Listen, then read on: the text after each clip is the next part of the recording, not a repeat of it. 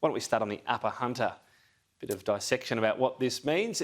Does Labor need to sort of think about its approach in this region ahead of the federal election? Well, of course, we don't want to take any region in Australia for granted, but I think if there's some sort of extrapolation out of a state by-election result, then if we look at Queensland and Western Australia, we'll be winning a lot of seats in resource-rich states. So I think there's sort of arguments here that... It's a very resource-specific seat, though, versus an election in Queensland, the state, wasn't it? Well, I mean, let's be clear, we're talking about a state by-election. If you want to talk about state elections and look at Western Australia and look at Queensland, the Labor brand did very well in those places. If you want to make that comparison, if you want to actually look at the results and see that in some areas Labor's vote actually went up, if you want to make that argument, I mean, I think that really some of this is really drawing a long bow, and I think if Scott Morrison and the Liberal Party are trying to somehow turn this in, then they should be very worried about Joel Queensland and West Fitzgibbon? Australia. What about what he's saying about this? Well, I haven't actually been watching Joel Fitzgibbon this morning. No, I haven't. I've been busy. I've been doing a press conference talking about childcare and Labor's plan for childcare. Look, I'm sure Joel's entitled to his opinion, but here we go. the facts are the facts. You've missed it. We are a news service here at Sky News. Great. 82% of people that turned up at the polling booth to vote on Saturday voted for a party that had clearly enunciated its support to the coal mining industry. The problem for Labor is we said it, but they didn't believe us. Is he right?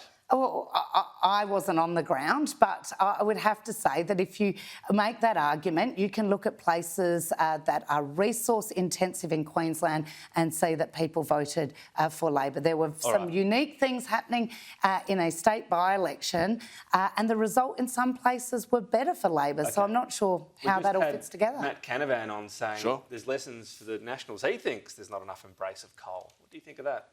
Well, I think what the party is embracing, what the party's doing with its policies is working to keep energy costs down for Australians and supporting the mining industry in the process, of course, but also supporting reducing carbon emissions. And what Australians know from this government, from the Morrison government, is that we support their jobs. We support keeping costs down for families, and that's what they voted for. They feel like Labor's losing touch of that, and I don't blame them. Joel thinks that too. Do you think there are many voters in Australia, as a percentage, that support a new coal-fired power station?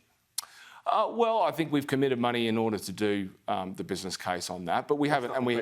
But we haven't announced that. I know. What about the question I asked? Well, I think the majority of Australians are focused on keeping the cost of electricity down, but they also want to see emissions reduced. And the government is achieving both of those aims at the moment. We've made commitments about what we are supporting. So rather than talk about hypotheticals, I'd rather talk about what this government is doing. It's not hypothetical. I'm just asking what you see as voter support for new coal, as some of your colleagues are pushing for in Australia. Well, I think the government does support the coal industry, but we also support reducing emissions, and we are doing both at the moment. Okay. Vaccine passports.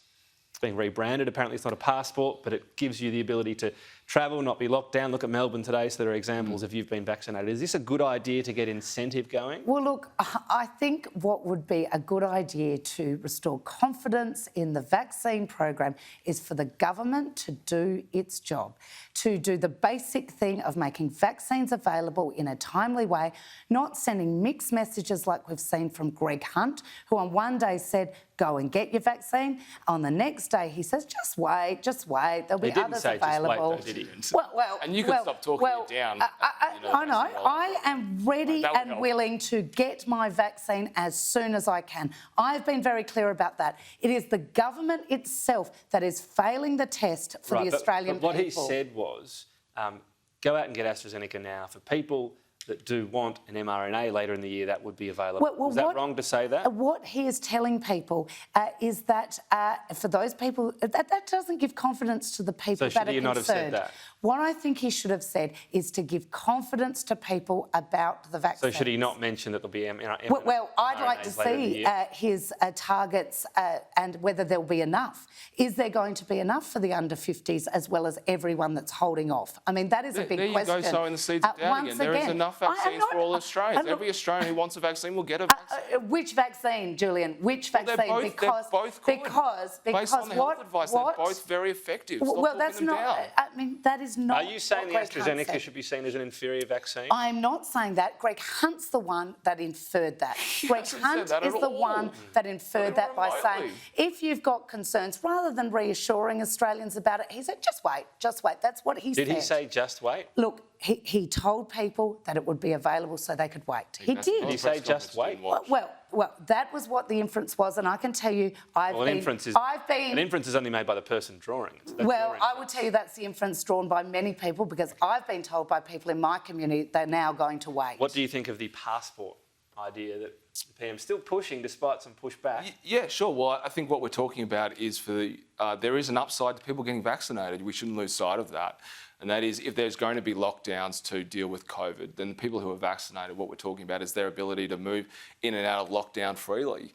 And this is the whole benefit of Australians getting vaccinated. So they should remember they should remember there is an upside, and that is more freer movement, whether it's nationally or internationally. If you are vaccinated, go and get a vaccine. If you're in a category that can get one right now, go and do it. So just clearly, you back that passport idea. A lot of people saying, well, do you create two classes of people, difficulties with logistics and so on, premiers kicking back? Yeah, sure. Well, don't get bogged down in the semantics of it, because the National Cabinet will discuss it. But what I support very strongly is that people who get the vaccine, there's an upside to that. There should be benefits to it, because they don't get COVID and carry COVID in the same way as people without a vaccine. Backing the idea. Do you back the idea or not? Well, I want to see the government do its job. We've discussed that. That's fair enough. Ultimately, I think a lot of people would say the vaccine rollout's not going well. Well, at the moment, Sure. I mean, imagine telling everyone that in a lockdown that couldn't get the vaccine, hasn't been able to get the vaccine, that you're not allowed to do it. So don't do it because it's not. No. What I'm saying If you're is, vaccinated, should you be stuck in let's lockdown? see the plan. This is a thought bubble. There is no detail about this. It's pretty simple. If you've been vaccinated, you should. Well, what happens if you can't get vaccinated, like many hundreds of thousands you wouldn't of be privy people? to it. Well, then, is that fair? Well, you tell me. I mean, there are many questions about when would this come in? Would it be when everyone's got the chance to be vaccinated? But you can talk broadly about the idea. It's not a complicated one. I don't think you can do this when there is millions of Australians that cannot get the vaccine. So your issue would be for the people that haven't been able to do this, they're disadvantaged. There are so many people that are disadvantaged as a result, because the government itself has stuffed up its job. Right, so you're against the idea because of the... Well, I think when you've got 1% of the...